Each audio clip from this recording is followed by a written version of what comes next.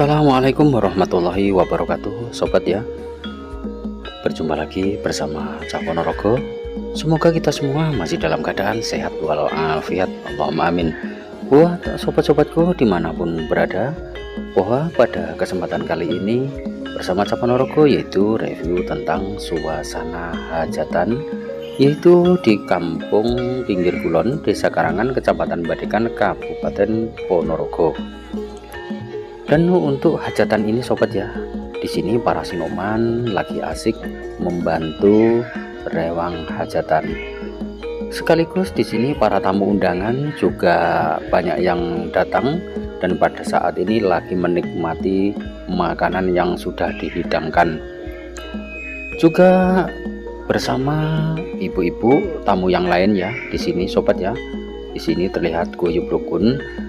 Meskipun ini tadi barusan turun hujan yang sangat deras, tapi setelah hujan reda, para tamu undangan juga mulai banyak yang datang untuk menghadiri suatu hajatan tersebut.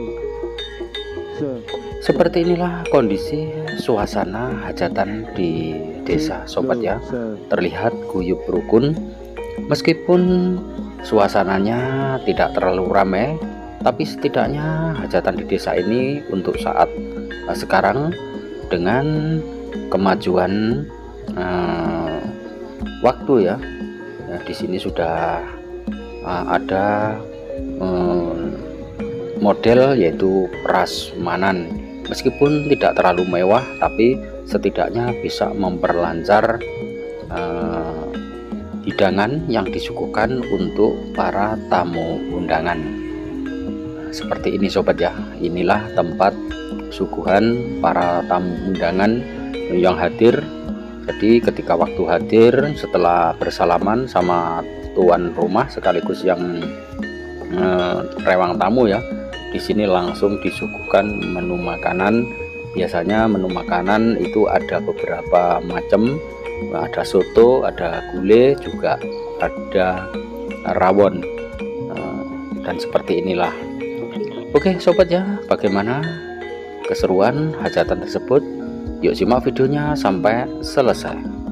Yen kong sia, yen kong sia, pakayane paku nongan reno saat kongsi gundul kabeh.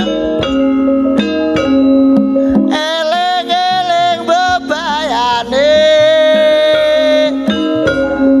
erosi kang akibate mahanane banjir sakiwa tengene.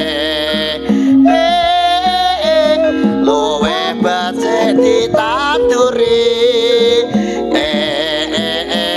canggung telo murah kabeh bener tur diaturi nasa rinte-rinte pangasile mbrerahayu ning lara.